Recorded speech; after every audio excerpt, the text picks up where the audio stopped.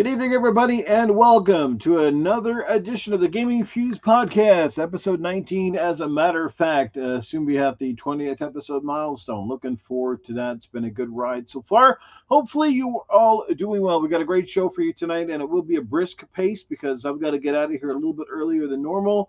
I've got places to be later on tonight, so I don't want to keep people waiting. We'll get right into the topics. Let's introduce the panel and, of course, our esteemed guest here. So first up, let's bring the man of the hour in, sporting a different look background this week, but my co-panel member, Mental9R, is in the building. And we can't hear you, Mental. That's because There I you inadvertently go. pressed my mute button, but how's it going, chat? Looking forward to a great show tonight. Good to see you, Noof, and yeah, looking forward to getting things moving here, and we got some good stuff to talk about, so it should be a fun time. Indeed. And One of our topics tonight. Spidey. Spidey, just a couple There days he is. away from one of the biggest games of the year. Yeah, it should be a good time. I'm really looking forward to that game as well. I mean, the reviews are off the charts, I think. Lowest one I saw, I think, was 80, and a whole bunch in that 90 to 100 range. So should be a good time, I think. And Absolutely. I'm playing Miles Morales for the first time just to try and get through that before the drop of the big one. So Indeed. good times. Looking forward to All it. right. And hopefully he's still here. But anyway, we're going to bring him in. First time guest on the Gaming Feast podcast. He's been here in the past, and I've been graced with his presence to be, featured on one of his podcasts a while back. His channel is certainly come a long ways, and he's closing in on that milestone, 1,000 subscriptions. So, yeah, I want to bring him in, guys. We know him as Ham Solo swinging in tonight for episode 19. Welcome, Ham.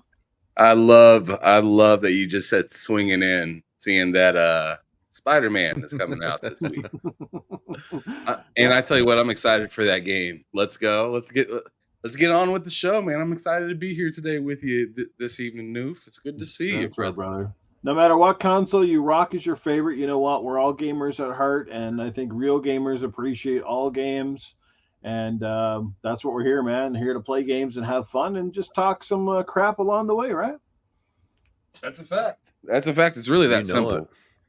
It really is. It really is. As muddied up as people like to make it seem, it's that simple.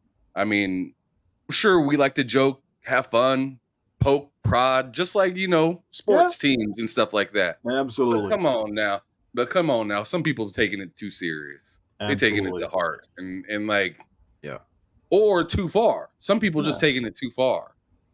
Really, getting personal about certain stuff. It's just unnecessary. Just keep. That's why at the end of every show I say keep it gaming or keep it moving, because that's really all it's about. That's right. Stay in your own lane in some cases, right? Just stay in your own lane and avoid the drama. Hit that old block button if needs be. You can do wonders for your timeline by getting rid of even 2 or 3 little pests. You know what I mean? I like muting them so that they don't know they're blocked and that I'm not seeing their crap. So it's more fun that way. In the back of my mind, I'm imagining them getting mad at me and I don't see it. So. Yeah. Honestly, the one piece of advice that I gave to people and decided to start following my own advice was just, when sometimes you see those questionable social media comments or tweets, it's just kind of like, just move along. Just read it, look at it, and go, you know what? It's not worth my time or my efforts. That person's either trying to get a rouse out of someone, or they're dumb, or they're completely biased, or all of the above. Right. So you just kind of move along, and you're better off for it, And sometimes these tweets even come from people I respect and admire, but you know what? I'm not always right, not always wrong, always somewhere in between. So, everybody's going to have times where our judgment is questioned. But hey, at the end of the day, man, like I said, we're gamers. We're here to have fun, and there's no better time to be a gamer right now. Like with all the games that have come out in the last couple of weeks alone, and we're not even finished. I mean, you had Starfield, and Forza just dropped, and Lords of the Fallen came out, and like, holy moly, like it's just been one thing after Wolong a few months ago. Like you got the new Sonic Superstars coming out. You got new Mario Wonder coming out here in a couple of days. It's just like there's games just dropping like rainfall right now. It's insane out there.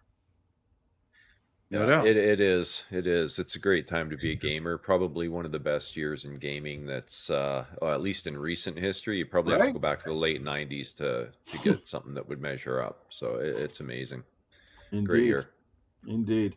Let's catch up with the chat real quick. We do have a couple of super chats coming in here, and then we'll get right into the topics. Let me just see where we're at.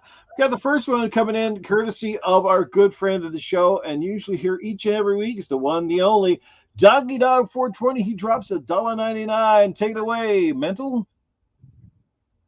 Game infused time. Let's go. Woo! That's right. And our good friend of my kids are going to bed. There you go.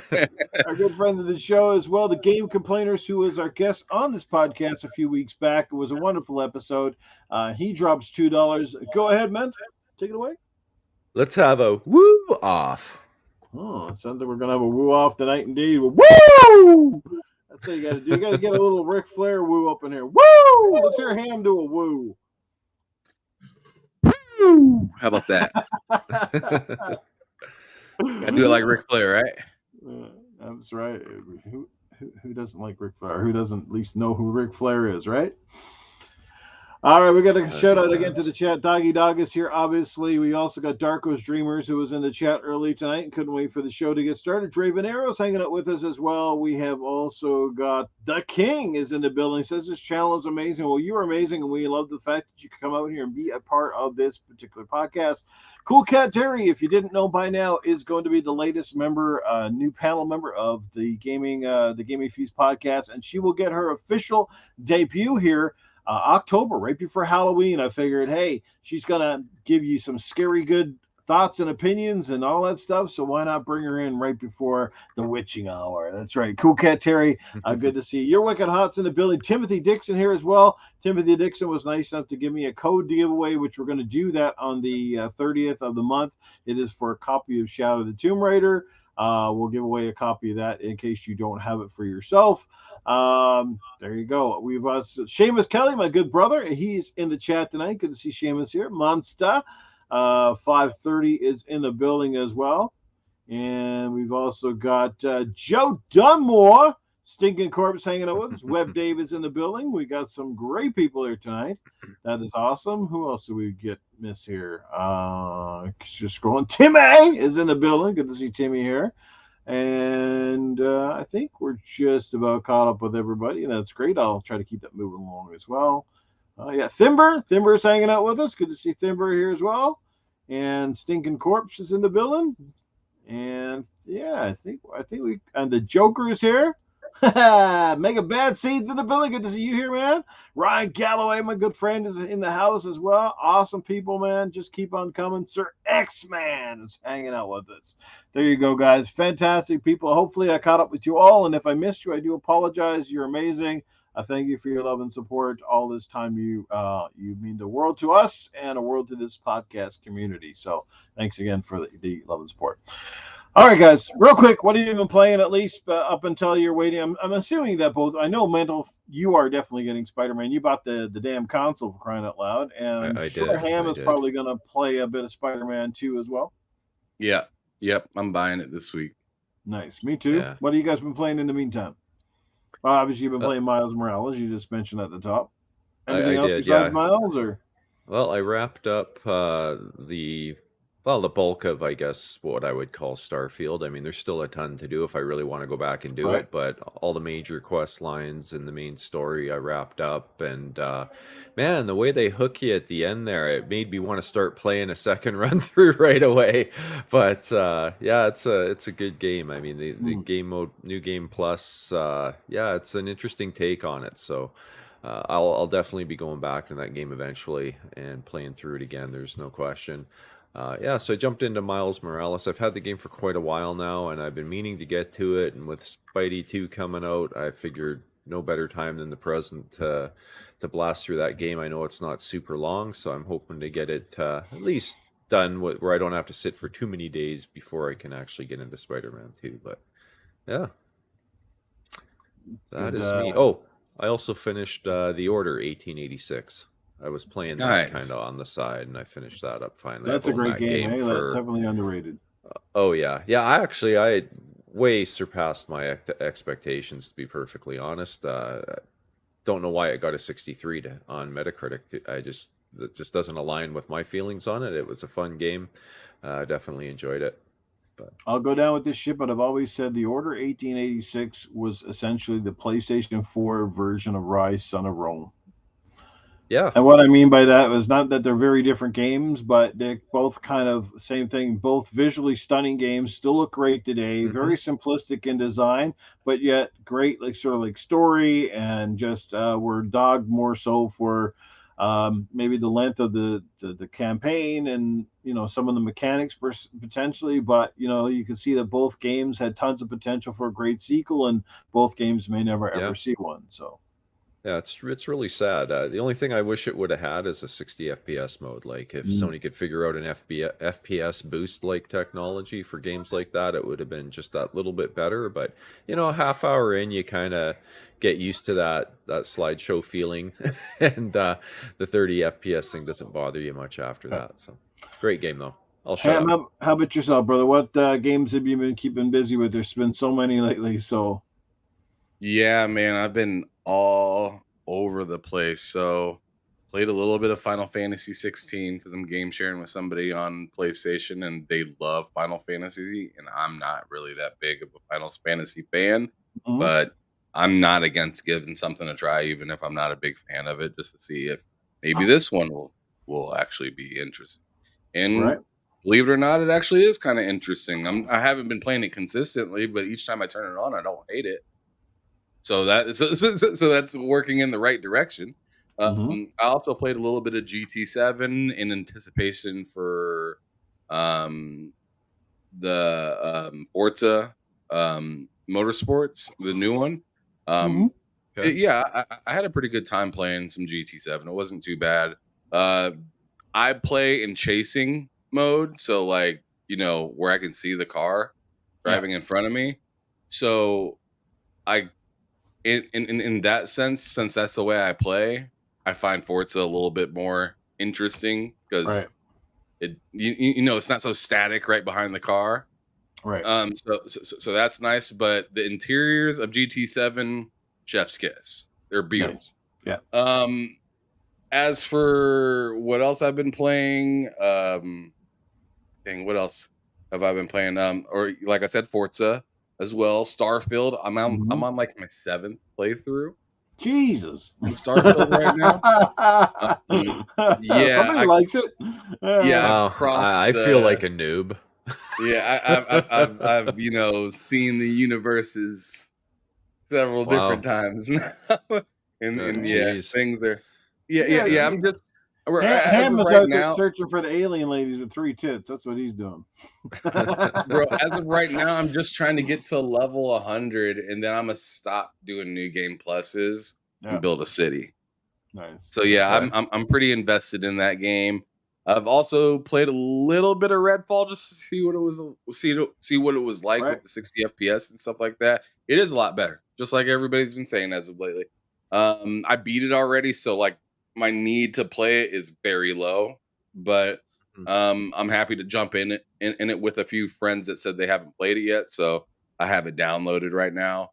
Ace Attorney, the Phoenix Wright Ace Attorney that recently came into Game Pass, that goofy court game where you're like, where it's like a whole lot of stuff to read and you got to do like a bunch of point and click stuff and stuff like that. That game's actually really fun, and the stories are. Can I curse? Yeah, man. This is a adult rated show. You can go ahead. You curse away. The story is fucked. The stories are completely fucked in that show. Because like half of the cases are about people dying and stuff like that, and you just gotta figure out what happened and then prove it in court. It's absolutely insane. I love it. But last but not least, what I've been playing as of lately, you know how the whole Meta Quest thing has been like kind of a big deal? Yeah. With the new 3 that just recently came out. So I busted back the 2 out. I've been playing a lot of Flight Sim on my PC with my Meta Quest 2. Yesterday, I did the Stratosphere one where you leave kind of the I don't know, you leave the stratosphere or whatever the fuck it's called. But like, yeah, you take the plane and go way up, and you can pretty much like see like the curvature of the Earth and everything. Doing that in VR was pretty damn sick. So, I mean, I'm definitely looking forward to using my VR a little bit more often, and then seeing that Game Pass is supposed to be coming in there towards the end of the year. I definitely want to try out Starfield in VR. Like, I understand it's not like really VR, but like when I'm using YouTube and stuff on there, Right. I can use my stick and grab the screen and pull it closer, So then it's just like a theater, kind of. And I think that'd be kind of fun. I've done a little bit of VR with Starfield on my computer with the MetaQuest 2, but since it's not an actual app, it doesn't work the best. So I definitely wouldn't recommend it to anybody to try. Right. But seeing that the whole cloud thing is going to come, that's actually perfect for the MetaQuest because you want to be on the move with that thing. Sure, or you're able to be on the move. When I go to visit my mom, I can just connect it to her internet and keep playing Starfield. I don't even have to bring my what is it called? Yeah, I don't have to bring my Series S with me or anything. Right. I can just bring my headset. But I got a 5-year-old, so that's kind of gotta keep an eye on her. So fair enough. I don't know. But anyways, that's what I've been playing, brother. I know that was long-winded, but that's it. Cool, man. Well, for me, it's been a variety of things. Obviously, Forza Motorsport, damn good game, but I will say, and my initial impression is, I think he took a step backwards. I don't think Forza is as impressive as Forza 7 was to me. Maybe I'm not far enough along in it, but that's just my initial impressions. I've also been playing Warhammer Dark Tide, amazing game. Go play it with your friends. It looks good, plays awesome. Having a great time with that. I also get the chance to play the Modern Warfare 3 beta, having a ton of fun with that and jumping back into some of the iconic maps like Rust and Downpour and a few different ones like that from the old the older Call of Duty Modern Warfare games. They've got them redone and made bigger and better than ever. Fantastic stuff there. Got to play with my buddy. How's Terminal? Terminal. I didn't play that one on here. That's the airplane one, right? Right. This airport one, yeah. I didn't see that one in the beta. It might be there, but I never got to it. Maybe it was just a rotation. But yeah, there's a lot of good maps in there. And God, what else?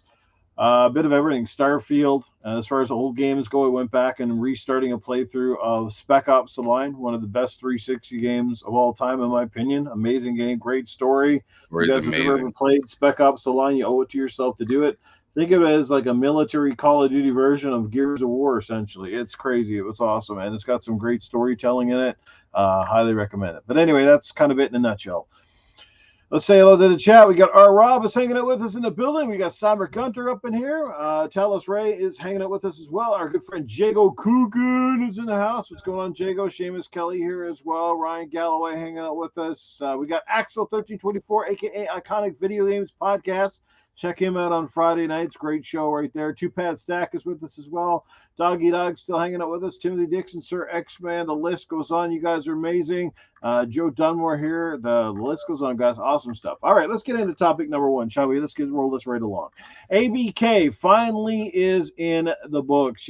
Finally the stock market, they pulled it down, which means that, the deal was closed. And things are kind of signed, sealed, and delivered. The court cases are mostly, for the most part now, I think, in the rearview mirror, although you never know what shit's going to happen eventually. But look, bottom line is, most articles, most people, and of course, even Xbox is advertising now, like, welcome to the family. And they got the sizzle reel with all the games, the Crash Bandicoots, the Call of Duties, the Warcrafts. All this comes underneath the Xbox umbrella of games. So I guess at the end of the day, most of us have been talking about this for the better part of well over a year. There's been lots of controversy, lots of opinions. But I guess the takeaway I want to get from you guys and from the chat is, what are the pros moving forward? What are some of the cons moving forward? How excited are you, and relieved, I guess you can say, that this is behind us? There was a poll going around. Do you think this is great for gaming? And I think close to 60% of people voted that it was. I'm sure a large portion of the people that don't think it's great for gaming are probably single player, PlayStation guys primarily that just refuse to buy an Xbox for whatever reason or play on PC. So what's your takeaway from it? Let's start with Mental though. On this one, Mental, the good, the bad, the ugly from this deal, and how good is it to finally see it kind of another chapter in the rearview mirror? I think it's great to finally be able to talk about the potential now with Microsoft and the sheer volume of IPs they've just inherited from this deal. Mm-hmm. I mean, I was honestly, never had any doubt that it would go through. I just couldn't see any reason why it shouldn't.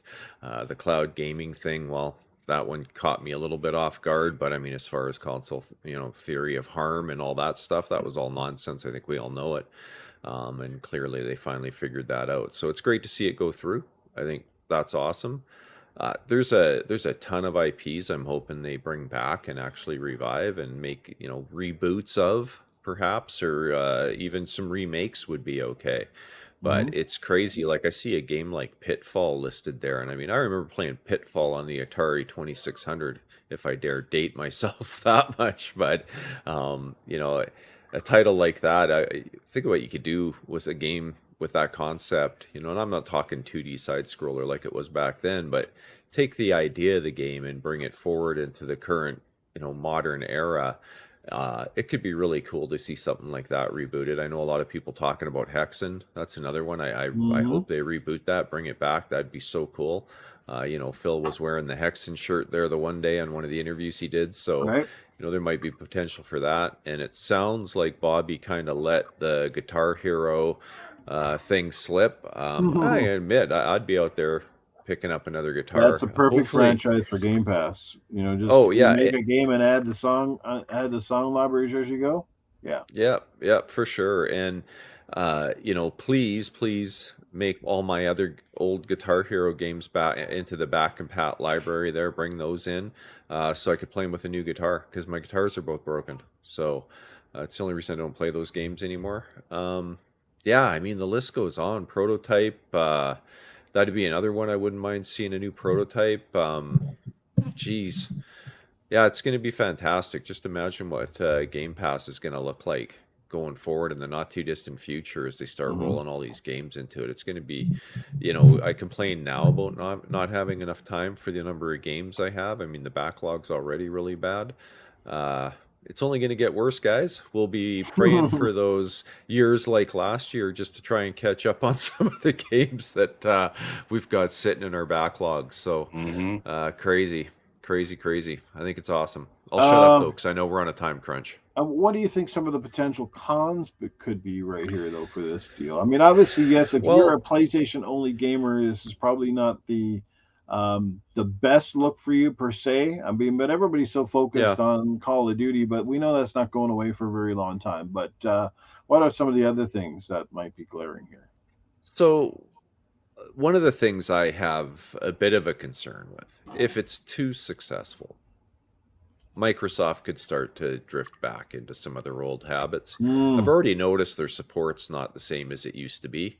And that's just with, more recent success of things like Game Pass and whatnot. And then, their revenues are higher than they've ever been. And I don't know about you guys, but if you ever have to reach out to support, it seems like you're never talking to a human.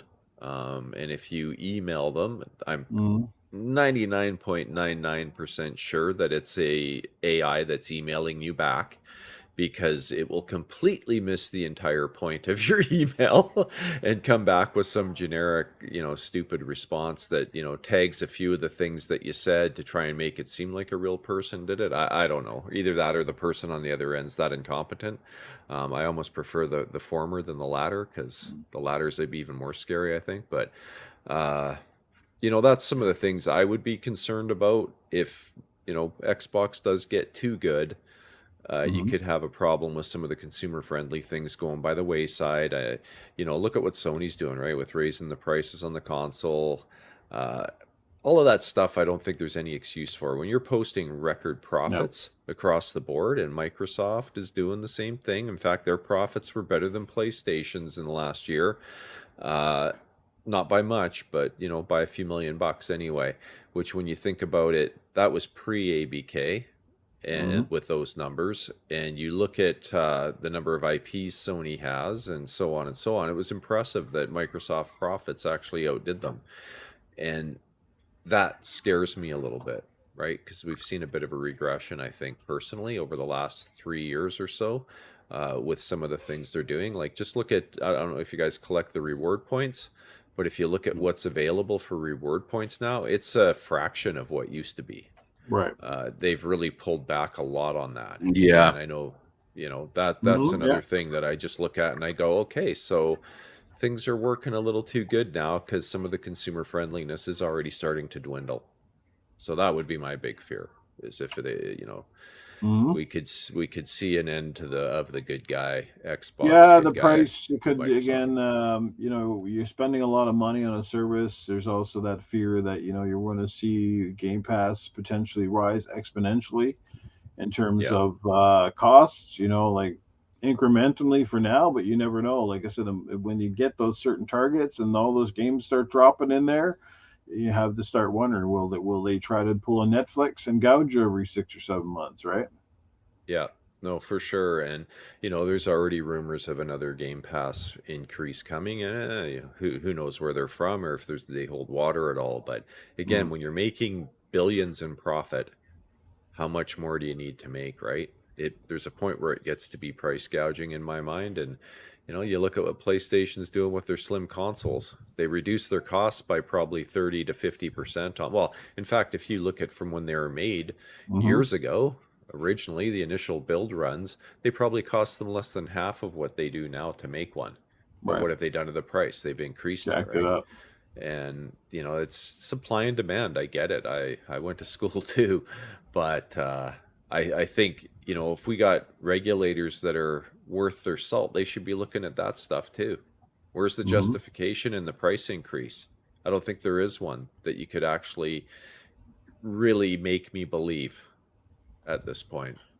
Every single component of them's gone down, and if Microsoft raises the price, I'll disagree with Cyber Gunter in the chat. He says, yeah, Game Pass will increase in price. We expect that, so don't get mad when they do. And I totally I agree. The stuff goes up. That's kind of a fact of life and almost everything that we deal with on a day-to-day. But it has to be incremental and it has to be justified. And, if you're going to up the prices, just make sure you're not taking away or you're giving less to the consumer and that you're doing it fairly. Like, you're just not doing it just because. Like, I think Netflix has gotten a bit, too stupid.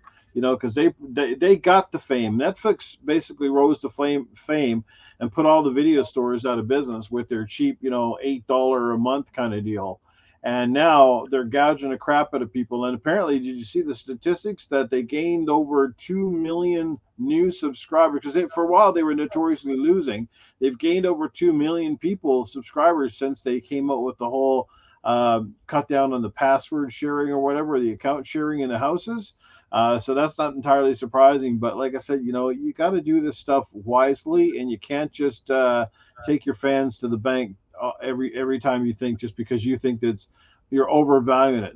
And again, Xbox Game Pass is not like there's not 100 million people subscribed to it. You're not the be all end all here. So you know what I mean? Yeah, totally agree. To me, it's like I said, when you're posting profits like they are. Why do you need to raise the price? I can tell you, Sony's $110 now for the PlayStation Plus Essential in Canada. Is something that I'm seriously considered. I may be giving up PlayStation Plus.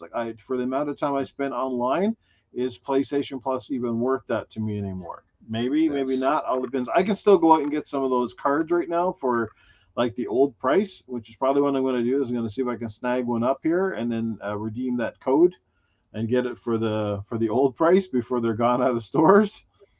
Right? Yeah, I got sucked into the whole concept. I topped mine up a bit before the price went up, and that when it runs out, I'll reevaluate at that time. Yeah. If the day comes when they put their first party day and date into their subsystem, then maybe I'll keep it.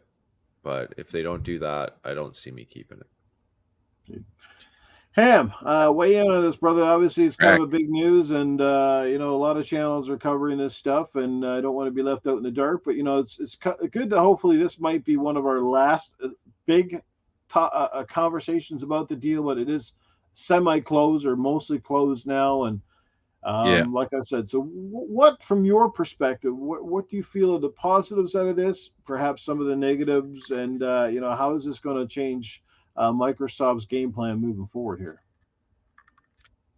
So positives, I feel pretty obvious. You got a lot of IPs, some phenomenal old school ones that you may want to bring back to life, some current ones that are tearing it up, obviously, like Call of Duty, Diablo, and whatnot. You have the ability to now eat like more than before easily publish mobile games and whatnot. You have you have more structure in that aspect. In the PC side, you got more help when it comes to getting things together for your launcher and stuff like that. Also implementing games properly. You got more help in that dimension as well. All in all, there's so much good out of this than bad. Just the mobile market alone is going to bring them a stinking lot of money, right? But then you add on the PC part, that's a whole lot of money too. Wow, yo, I mean, that's a whole subscription service alone, right? And then obviously for the consoles, being able to help Call of Duty live in its older generations, that's definitely going to be something interesting and cool to see people pop in on.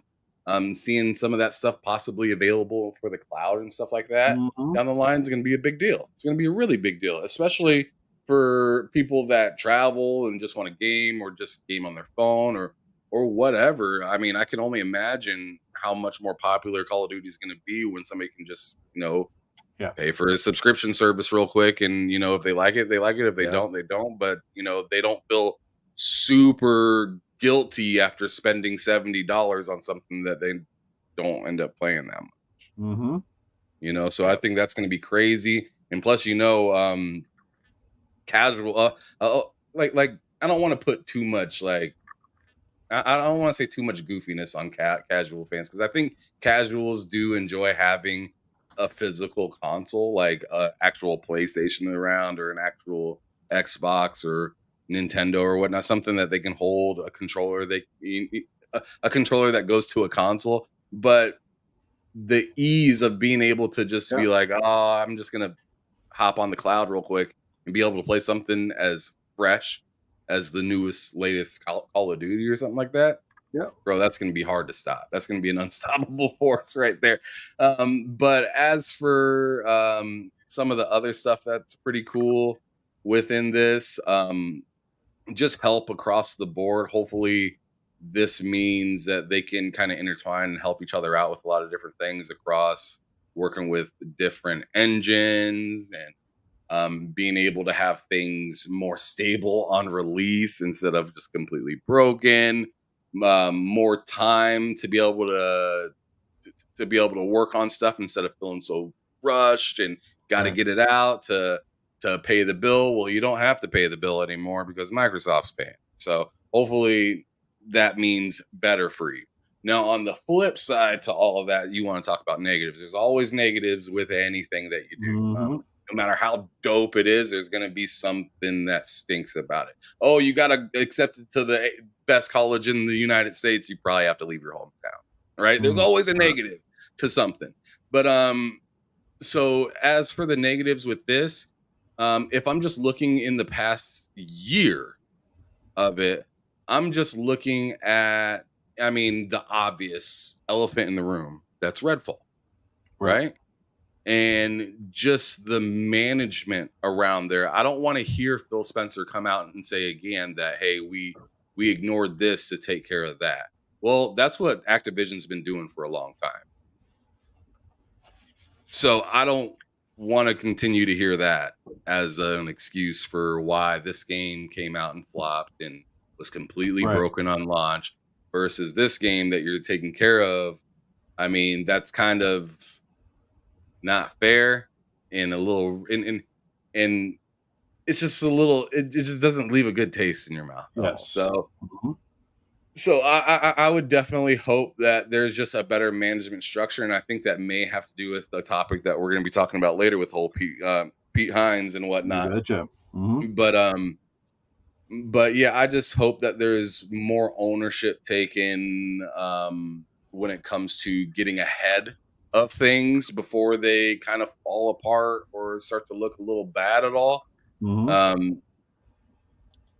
I definitely want them to focus, especially because I know that them getting this deal means that they can get a lot of moolah out of it, right? Right.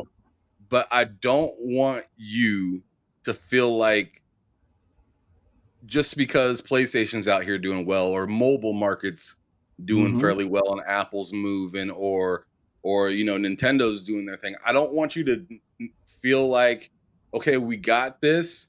Let's just start vomiting stuff out.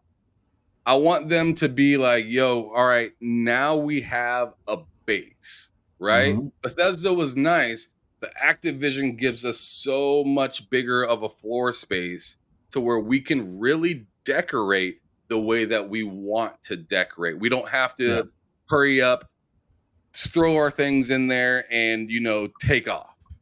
You can actually, order some people around, have some organization there and actually have people that are, in charge of certain things. But there's only one Sarah Bond. There's only one Phil Spencer. There's only one Mike Ybarra. There's only one Rod Ferguson. You know what I'm saying? There's only one Todd Howard. You guys have to be willing and happy to hire or what is it called?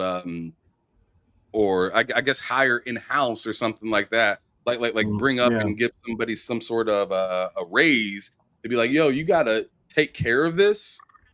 And we got to make some sort of like team thing to where it is just, I'm sure they got it already, right? I'm sure they got some sort of thing. Matt Booty is the guy that is supposed to be the manager or sort of overseeing the studios, essentially, is he not?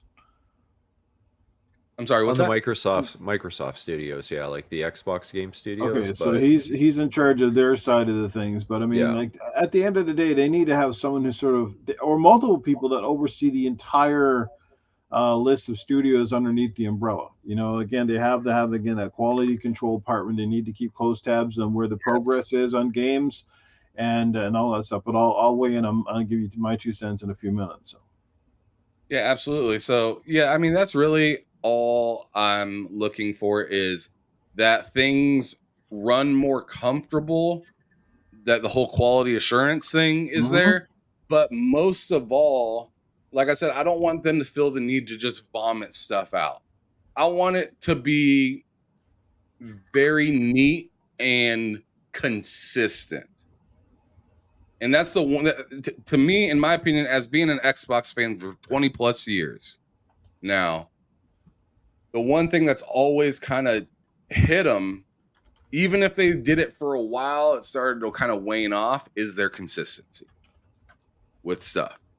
I really just want them to be able to come out and be proud, not come out one year loud and beating your chest and then, super duper silent the next year and then mildly loud again and then radio silent again. And like I need consistency out of your marketing. I need consistency out of your video games. I need your consistency out of, and this is kind of marketing too, but events and stuff like that. I need you guys to know how to carry energy for more than just a little bit. If you have, I mean, and to be honest, with Phil Spencer as of lately, ever since the showcase, he's been raying like sun. Mm-hmm. He's been raying like a sunbeam. He's been super duper happy, super duper excited, and that's awesome. Now this deal went through, I'm sure he's even more excited. But there's a lot of work to do. So I just want them to be aware and kind of live in the moment a little bit and realize what's kind of going on before you get too far ahead of yourself for the future. Absolutely. Yeah. No, I totally agree with what you're saying too about getting more consistent. You know, Phil way back when said they wanted to be able in a position where they can drop a AAA game every quarter. Right. If they can't do that now, with the number of studios they have, then there's some serious issues. But the big advantage of having this year, though, they've dropped a game each quarter this year. Yeah, I think, and I've said this in many a YouTube chat section or comment section when other people are streaming, like they're in a position to just literally bury Sony or PlayStation under an onslaught of first-party titles dropping at a cadence that Sony can't even hope to match. Right. And it's if they can do that and keep that quality up, but I mean, the one big thing they have too now with the depth they've got, they can afford to delay a game a little bit. Yeah. It's not going to hurt them that bad to hold back and say, hey, like, if they were in a little better spot with Redfall, if they had held on to it till next spring, somewhere in that time frame, the thing would have been a gem at that point, right? The game plays way better now than it did. Like, it's not even comparable in my mind. Yeah. They fixed most of the AI bugs.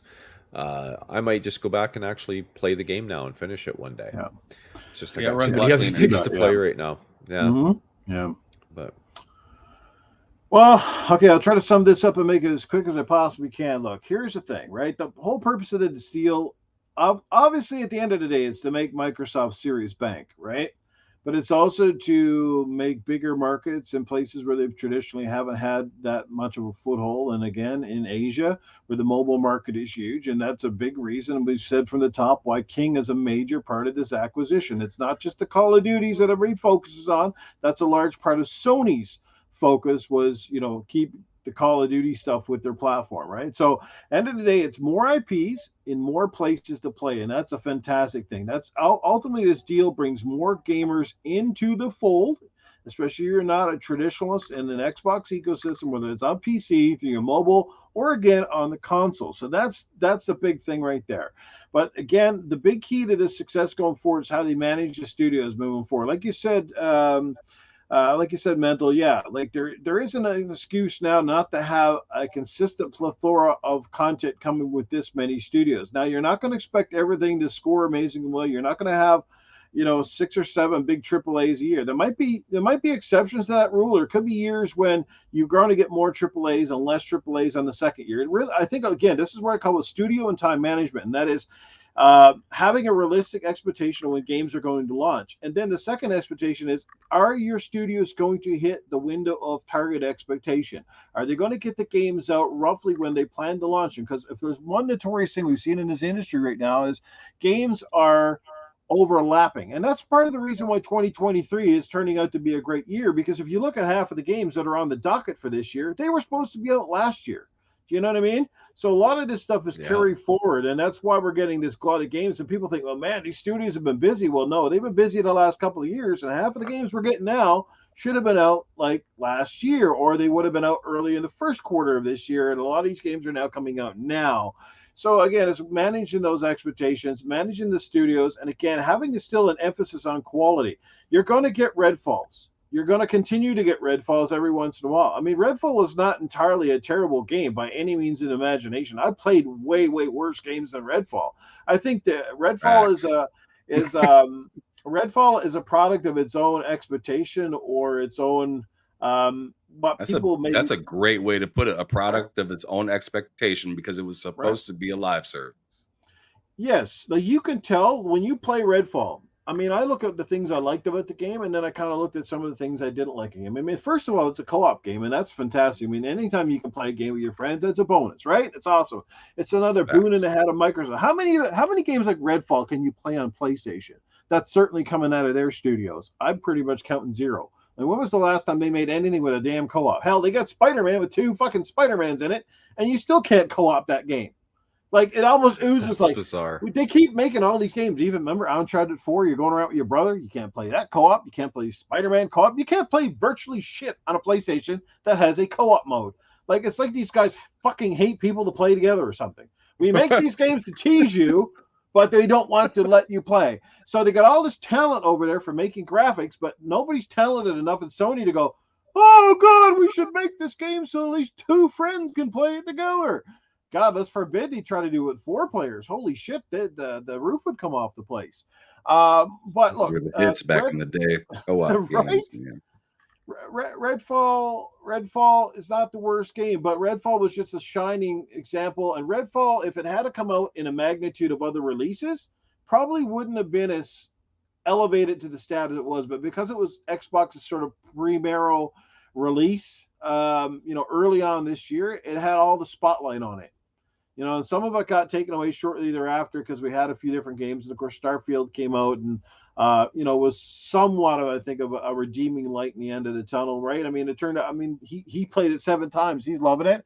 I'm enjoying the hell out of the game. There's nothing wrong with Starfield. Is it the game that everybody wanted it to be, or is it this game of the generation bullshit nonsense? Who knows? And at the end of the day, who fucking cares? As long as you like the damn game, that's all that matters. Yeah. It doesn't matter what title you want to give it. It doesn't matter about the Metacritic scores. Like, you can give it a 98. Is it going to change or deter your enjoyment of the game? Not at all. Mental's loving it. I'm enjoying it, and I'm not even a Bethesda fan, and I'm enjoying the shit. That's my point. Enjoy the damn game. But look, at the end of the day, this whole deal, I'm glad it's kind of in the rearview mirror, but it has to be managed carefully. Now, the good thing is Microsoft can play this a lot of ways. So, too, they have a lot of resources, and they have a lot of latitude, and they have a lot of leverage. So, again, as Phil said, we're going to look at it on a scale-to-scale basis, what games are going to stay exclusive to the Xbox ecosystem. And some of these games ultimately may come over to other platforms, and there's nothing wrong with that. I mean, Nintendo is going to be a big winner here because Nintendo, all this time on the biggest platform out there, which is the Switch, which is killing the competition, hasn't had a Call of Duty game. It's going to be huge for them to get some of these Activision games over on their platform. And that's going to be a big, we might not play those games on the Switch because we're playing better versions on Xbox, but that doesn't matter. You think there isn't millions of people that are really, they're diehard Switch people that wouldn't love to have some variant of a Call of Duty game to take on the go. Yeah. And God knows they can take an older build and get it to run semi-decent, right? On a Switch hardware, but then again, it's probably only this Switch iteration is probably almost in the rearview mirror. I'm pretty sure this deal moving forward is largely going to take a look at what Nintendo's doing next, and hopefully their hardware is a little bit more up to snuff, so they can at least start getting more games to look, at least up to Xbox One and PlayStation 4 quality, which wouldn't be a bad thing because none of those systems, even by today's standards, are dog shit. Like, there's a lot of great looking games on those other platforms. And if you can hit 1080p and get 60 most of the time, I think you'd be laughing. Heck, our new consoles are barely doing that in most cases these days, is 1080 60. So I think that's where it's going to go. Those are some of the good things about it. But again, there's a lot of management has to come, and I think all of the studios got to sit down together. And they have a lot of resources, too, that they can pull from, a lot of different engines and a lot of resources that they can pull together. So there's no excuses now for not having games running and looking better when you have so much talent underneath a big window. You can bring in people from everywhere. It's like the shooting thing. Like, how can you have a shitty shooter on the Xbox, which is now basically the number one home of all the major shooting games in the planet? Call of Duty, Halo, Doom. We have got these shooters of shooters, and they're all under the Xbox umbrella. Think about it. It's crazy, right? You got Warcraft. They can leverage that shit out of it. And I think they need a World of Warcraft game for console too. RPGs. Right? As Warcraft is still used by today's standards. So many games that they can pull from right now. They just got to do it carefully. But what I'm afraid of, and here's some of the downsides, right? Obviously, yes, a bit of a downside from the PlayStation corporate standpoint. Not so much the fans. They're going to get their Call of Duty games. But yeah, they're already really pissed off and disappointed they didn't get Starfield, which was one of the whole things of the Bethesda deal. So right off the bat, they're whining and complaining. It's half the reason Starfield got so many butchered scores is simply because it wasn't on a PlayStation. No more, no less. But we know the facts of the matter. Read the reviews. Read the bias. It comes out as clear as freaking stinking daylight. in some of these reviews that these guys don't know what they're talking about. They just know it's not on my preferred platform. So I am taking 2 points off of that game so I can say Starfield isn't all that. It's not all that at all. It's on Xbox, which means it's a guaranteed freaking 8. That's the kind of bullshit we've been dealing with here, and it's going to continue. Unfortunately, that's the facts of the facts. But again, don't let an 8 deter you from spending your hard money. So, but anyway, like the marketing deal is the biggest thing that Sony's going to lose here, is because when those Call of Duty deals are finally up, and everywhere you go, Xbox is going to have Call of Duty. It's going to have all those big games we've seen in the commercials, and they're all with the Xbox logo and all on Game Pass. That's going to be huge. Getting all of those Call of Duty games on Game Pass whenever they come, and I suspect it'll be sooner than later when they're all in there, and all the DLC and all that shit is going to make major bank for Xbox. It's going to be a major marketing thing moving forward, all that sort of stuff. But what the couple of things I'm worried about, again, the quality. We want to make sure that quality doesn't dip either, where they get complacent because Microsoft is footing the bill, as Ham Solo said earlier. They don't want to be like, well, Microsoft gives us X. Phil's not coming in here and kicking our ass. He's like, yeah, take whatever, use as much money as you want and take 5 extra years if you need. We'll foot the bill. No, they don't need that shit. They need to go in there with an iron fist and be like, just because we are footing the bill, or we're your proprietary owner in this matter, doesn't mean you guys can just jerk off in the washroom and chew bubblegum all day. Like, you guys need to get shit done. You need to try to make your best quality software. Again, there's a lot of people leaving the situations. We're going to talk about Pete Hines shortly. Like, you got to worry about people leaving and exiting, and is there a reason behind it? Because not everybody's internally is liking this deal, right? Whether they want to admit it or not. Some people might be loving it. Some people are just like, man, I can't stand this shit now, and I'm, you know what I mean? So we got to watch that, and you got to watch, like, I don't want to see a lot of layoffs and stuff right now. The industry is heading in a really weird thing where we've seen so many studios laying off and games missing targets and expectations. I don't think that is going to be the case here. I mean, why invest 60 some odd $billion only to lay all these people off and not make games? That's the whole point, is to make lots and lots of games so you can make lots and lots of money with your Game Pass subscriptions, right? But again, nothing would surprise me. Well, this studio is getting cut in half, or this studio is getting absolved over here, or we're going to lay off guys here, or blah, blah, blah, blah, blah. Because expectations aren't being met. You can't continue to spend more money than you're bringing in. At some point, it's not going to happen for you. So I'm worried about those sorts of aspects too. Yeah, fair stuff. It's like Shaun Labrie said, the acquisition's the easy part, the integration's the hard part. Yeah, so right. They got a lot of work cut out for them. There's no doubt. I've been through plenty of mergers at the company that I work for, and you always see it. There's always layoffs. And they merge divisions together, and you have redundancies, right? We just went through it again here recently, and it's never a fun thing to go through as an employee, or even looking at it from the outside. So it'll be interesting. One of the biggest bonuses, though, guys, is Game Pass is never going to be Game Pass just exponentially triple its value. So yes, if we talk about price increases, and I'm sure we can expect incremental increases because of the amount of content, that's a great bonus. That's the downside. You're getting more games, you're getting more content, you're getting more choice, you're getting more places to play, but that comes with costs, and that comes with server costs, and that comes with all the rest of that stuff, which means a price increase. There's your negative side.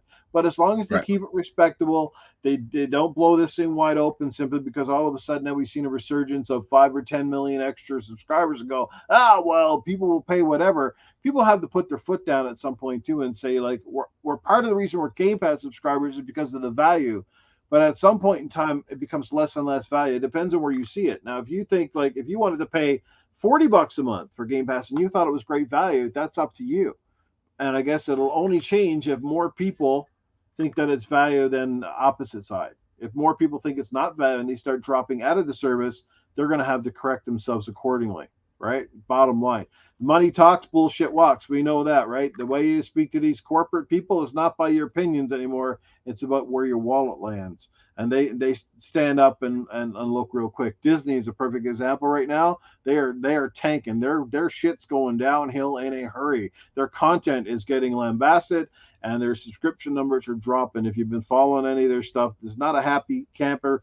in a situation in the world of the mouse. And there you go. They're in a similar situation where they bought so much content, they bought all these properties, and then they start going AWOL and they start abusing the Star Wars license, and they're making everything under the sun. And guess what? It's not all flying. It's not all taken off. It's certainly not all bed of roses over in Disneyland, you know what I mean? And even George Lucas is like scratching his head. Like I've seen some interviews, and you can tell he's just like these guys fucking lost it. Like they're out in another planet. Pardon my pun with the content. Tragic. In a galaxy far, far away. Oh, it's definitely a galaxy far, far away. It's not a galaxy I even recognize anymore. It's so stupid now, to be honest. But some people love it, and that's to each their own. Anyway, off on a different tangent. I'm just glad this damn deal is done. We'll talk about it more, down the road as we start seeing the games come to fruition, and we start seeing how the roadmap plays out over the next couple of years, and see where the games end up. Are certain games going to end up on the competing consoles? Are certain games going to be pulled off, or what are some of the stipulations? All right. Any final thoughts on that? I don't have a whole lot to say. I don't really have a whole lot to say too much. It's just more of a time will tell kind of situation. Absolutely. Yeah. Too early right now, but we're just kind of glad that most of the bullshit stuff, so we can kind of move on and talk about gaming part of it and not the corporate side of it.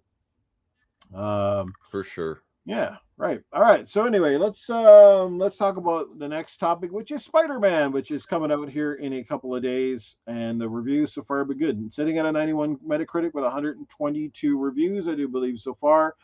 From what I'm reading, it is more of the same, but in a traditional, sequel made by a very talented studio. It's more of the same, but it's done bigger, badder, and better, which typically for most sequels is how it should be done. You don't have to reinvent the wheel. You don't have to make a completely new game. You just got to go out there, do what you did right, but do it better and improve on those things. And obviously it's going to be visual fidelity. The map is larger. The mechanics of the fighting, I'm hearing, are virtually the same, but there are some new moves. And of course, there's more storyline to it now, having Miles and Spider-Man a little more integrated throughout the story.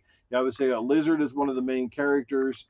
There's a lot to like about it. And I guess the bottom line is, if you really like the other Spider-Man game and you like Miles Morales, you're probably definitely going to fall in love with this one. It's kind of like going into the Call of Duty games, right?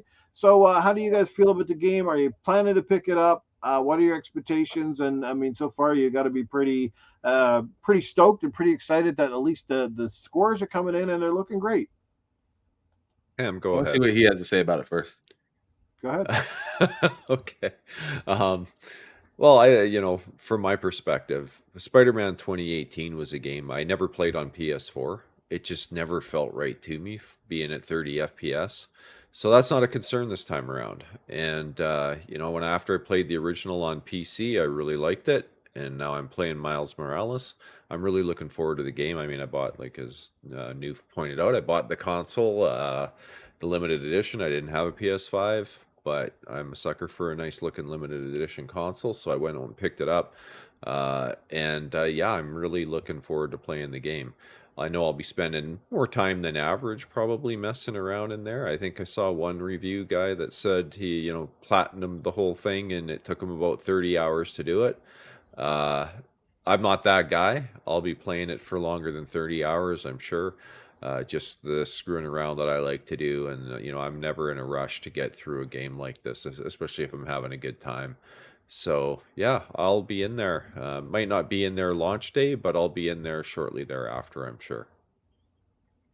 As you can see, as I'm scrolling up the screen, lots of 100s in there, which, like hundreds and zeros are the two most questionable reviews. Like, how is it getting 100? You know what I mean? Like, right. Yeah. We've always said a zero, like no game should get a 0. That basically means you made nothing. Like a blank screen should get a 0, but anything other than that, you should, I understand a 99, 98, 97. I understand that, perfect. but look at those hundreds. 100 and perfect. You put 100 on there and you're telling me this, I still gotta go run out there with Mary Jane? Like, come on, bruh. Come on, bruh. What are we doing? That tells me there's absolutely no bugs. It's visually perfect. You're not going to see any texture clipping or anything like that. To me, there's no such thing as a perfect score. Facts. So let's just read a review from Game Informer. Let's see what they say. They're one of the more diligent review platforms out there. I actually still like Game Informer. Insomniac has nailed the rarest of video game development feats. The team has landed a trilogy of games that all stand strong in their own merits, but unite into a sweeping saga made better by experiencing its entirety. While more Spider-Man games will inevitably expand this mythology in new directions, there's no need to wait. With Spider-Man 2, the developer has found what makes superhero stories worth telling and retelling, and given its likable heroes the journey they deserve. Now, that doesn't tell me a whole lot from that review. You don't see a whole lot of text side there, right? Let's just go up. Let's just see what some of these 100 peoples are saying. Some of these people never heard of before. Well, let's go with The Guardian. We've heard of The Guardian. It is a genuine pleasure to play something that has been so lovingly envisaged and which is so true to its source material. It's a game everyone with a PS5 should experience, augmented by admirable range of accessibility options to ensure a wide group of potential players as possible can be Spider-Man. This is what mainstream action video games should be. A big, wholehearted fantasy invested with rewarding details and loaded with conflict and emotion in all the ways that count. Marvel Spider-Man 2 is the embodiment of that famous Stan Lee motto, Excelsior.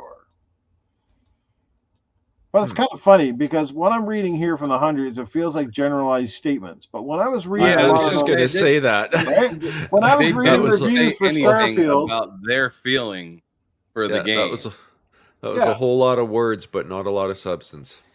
Right?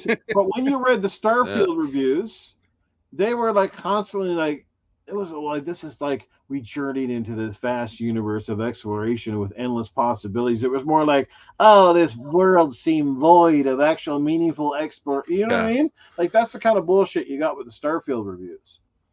Yeah. Yeah, it's good, but there was nothing on it. Yeah. I don't know. But anyway, sorry to cut you guys off. Go ahead and chime in. Just kind of give me your take on it. I mean, I'm super excited for the game.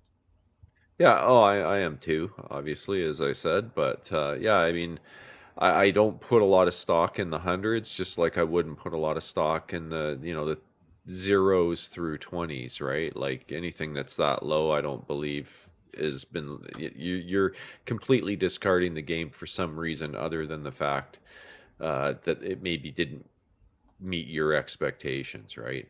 But 100, I don't agree with ever. And I don't care if it's a game I love. I still don't give it 100. Like, I enjoyed Starfield to death, but is it 100? Nope. There's stuff in it that doesn't work, right? There's things that are broken. It's not 100, no matter how much fun I had with it. Okay. Anyway, go ahead, Hem. All right. Well, on my take on it, so as for Spider-Man game, I'm so down to get this game. I'll be getting it like the night before or something like that. That's typically how I do my pre-ordering, is like the night before. But yeah, I mean, this game looks hot. I beat the remaster because I didn't have a PS4. I actually didn't have a PS3 or PS4. I was all Xbox during that time. So when I got the PS5, there was this deal going around for like, I think it was like $79.99 or $89 or something like that. You could get the remaster and Miles Morales bundled together. Yeah. So I got the remaster and I started playing it and I was like, man, this looks a little different, right? And then because I was aware of the other Spider-Man on PS4 and whatnot, and I went back and looked at the character model, and I was like, that don't look like the same dude. So I was like, this is hot. This looks nice already. So I went on ahead and beat remastered, hopped in the Miles Morales, beat it once, beat it twice, beat it 3 times, and platinumed it. I had a phenomenal time with Miles Morales. Sure, it was a short game. I'd even say some is pretty easy for the most part, but I don't care if it's easy or whatever. As long as it's fun and it's keeping my attention, I'm down. I'm game. Yeah. So that was a really good experience. That was a rare occurrence, and I'd say Starfield, same. It's a rare occurrence where I'm beating it repeatedly. You know what I'm saying? Usually, single player game, like I loved Jedi Survivor. I thought that game was phenomenal, but once I beat it, I was like, all right, you too big. You gotta get up out of here. You know what I mean? So, so for that, it's just it was clearly special in my eyes. And seeing this new one come, I'm really excited. Hearing how long it is, it seems like I'm gonna feel much more satisfied after my game playthrough compared to Miles Morales, because Miles Morales, like I said, it was kind of short. Is a phenomenal game, but I wish it had a little bit more to it.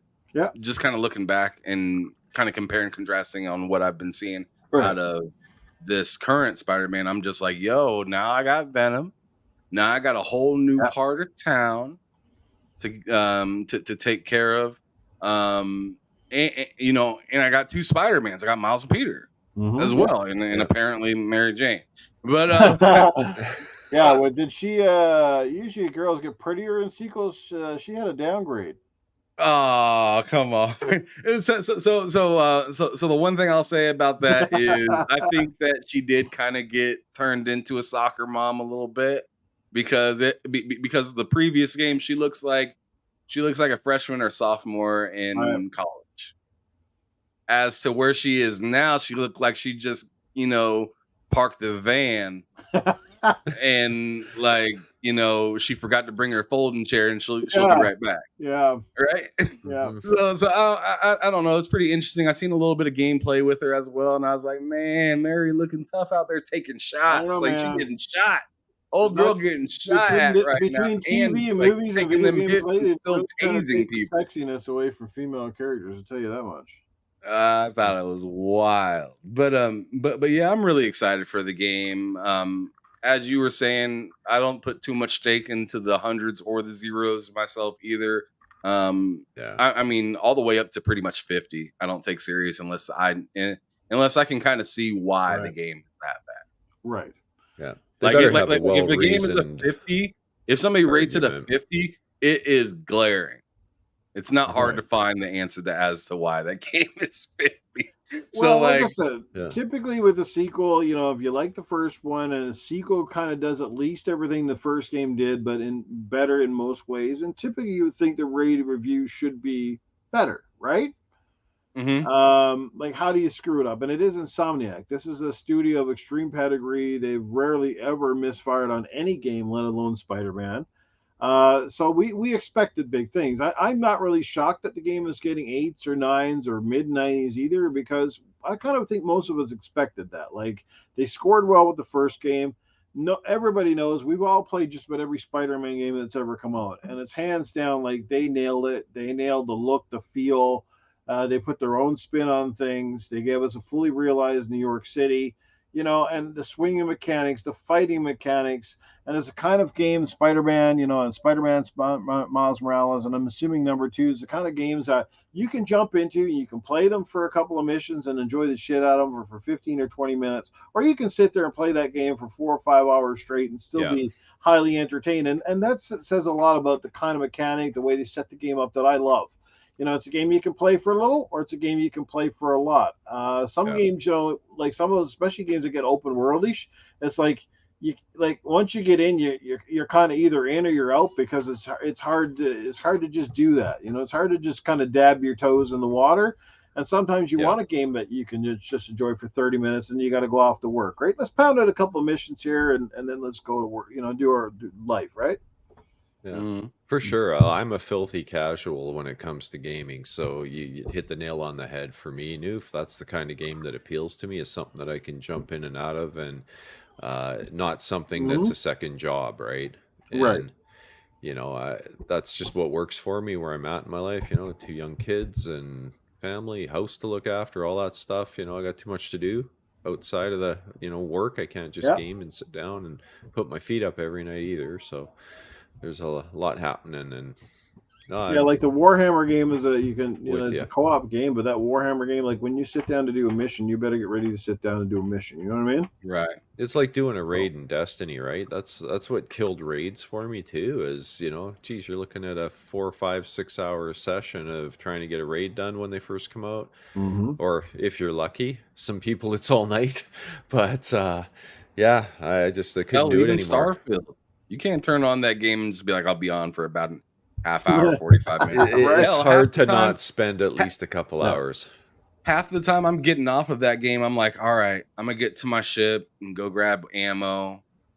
And then 2 hours later, I finally am like, what the hell am I doing? It is I'm gonna have a problem tomorrow waking up. And so it's just like, I mean, even though that game has like in the moment saves, it still kills your time.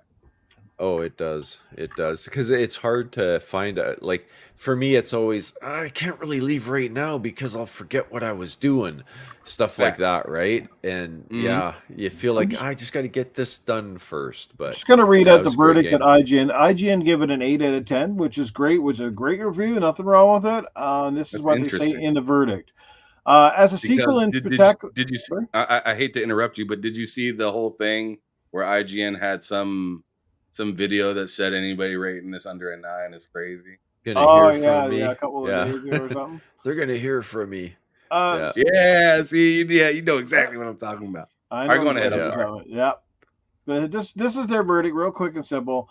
As a sequel in a spectacular series, Marvel's Spider-Man 2 is both blessed and cursed. It's a story of two Spider-Man. Is a great time, and Spidey fans dream to play through as the comic book pages are brought to life, eloquently walking the tightrope between light humor and heavier themes.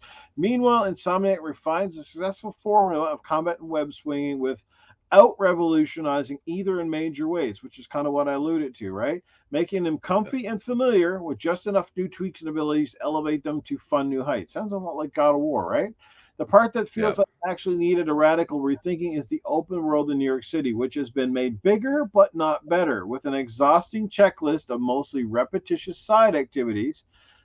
But it's safe to call this another thrilling Spider-Man adventure that delivers Insomniac's best tale yet, and despite its open world falling short, it's a reliably fun superhero power trip. And you know what? Screw it. It really did make me feel like Spider-Man 2.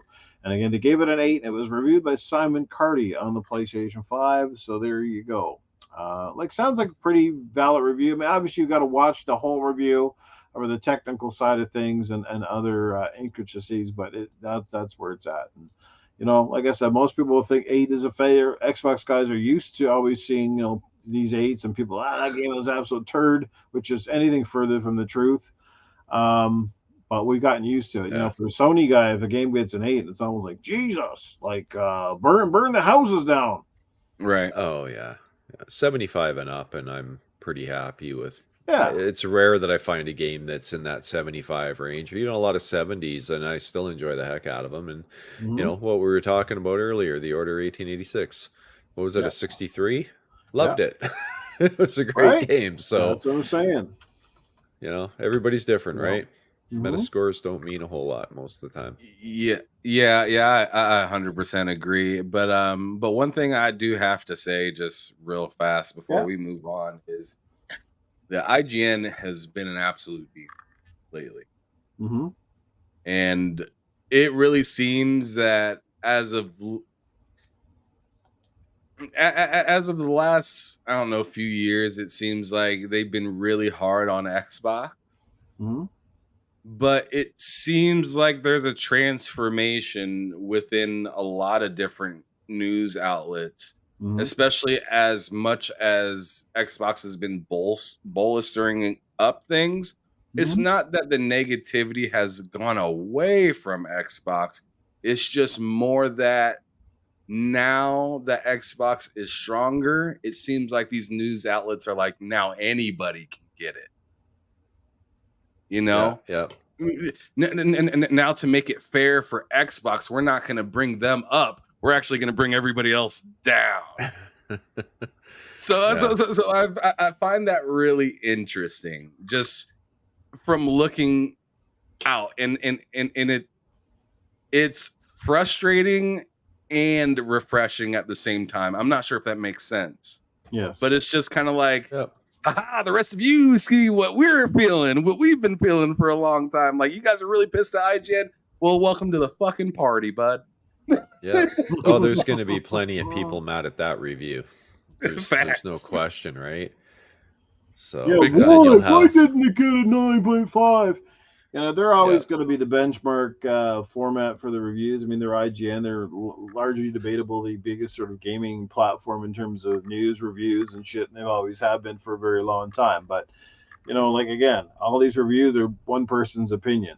And, there could be 5 other people at IGN playing the game that would give it a 9.5. And there could be that one guy at IGN actually thinks the game was a 6. Again, it's all a matter. It's all subjective, and it's all a matter of opinion.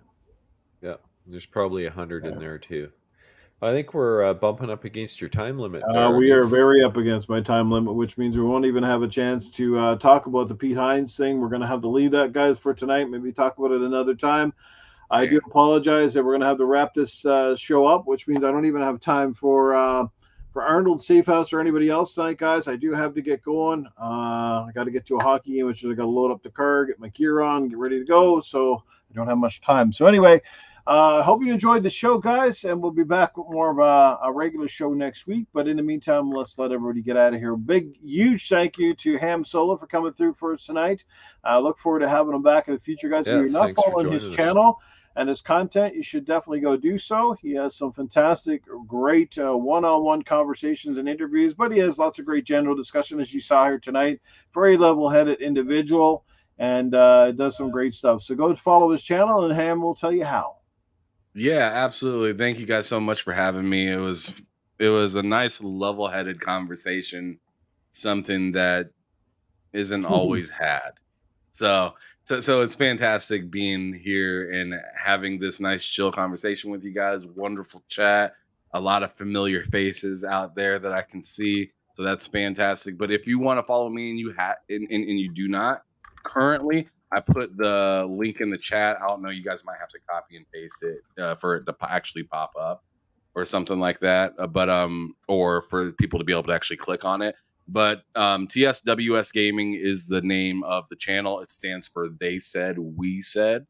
Okay. Yeah, I've been doing that for about 2 years, and I've had all different types of people on that channel, including people like Seamus Blackley, and I've had Noof on here. I definitely wouldn't mind having I definitely wouldn't mind having you on here as well, Mental. So cool. I think that would be pretty nice. You seem like a really chill dude that knows what he's talking about. So it's refreshing. Oh, thank you, sir. It definitely is refreshing. So hopefully I get to talk to more people, continue to spread the good word about gaming and how fun it is amongst all of us and not just under a specific fan base. Although I am, more of an Xbox guy than any of these other platforms or whatnot, I still am going to stand strong because I remember the time where I was a PlayStation guy. I remember the time when I was a Nintendo, and I definitely remember the time when I was a Sega kid. So so times change and tastes do as well. One day you don't like olives, and the next day it's your goddamn favorite food. So it just is what it is. But it is phenomenal being here with you guys. I'd love to come back at some point, but yeah, you got to get going. So I'll let you get going, brother. I won't be too long. All righty. Mental, let people know where they can catch up with you and Caffeine Entertainment. And of course, you'll find you back here again next week, hopefully. You betcha. Mental9R on X or Twitter. Mental9R on Steam, PlayStation, Xbox, everywhere, and Caffeine Entertainment on YouTube. And yeah, hey, it's my birthday tomorrow. I just remembered that. Well, happy birthday to me.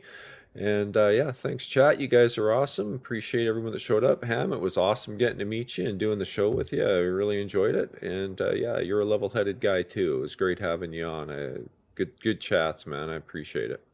Absolutely. Another great show. The chat, as always, you were amazing. Thank you so much. Again, if I missed anybody with shout-outs, like It's VB, what's going on? Have a great night, guys. Everybody that's here again, you mean the world to us. Thank you for your support and your continued support. Hit that like, share, subscribe, and make sure that you share this out or tell your friends. And for those of you watching this on the replay, again, we appreciate you catching the show and sending your feedback, whether it's good, bad. and we'll catch you next week. And like I said, guys, don't forget, October 30th, can't wait to bring in Cool Cat Terry.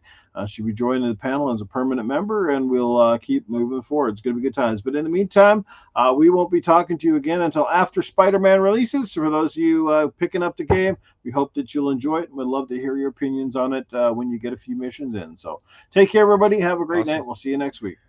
Cheers, everyone.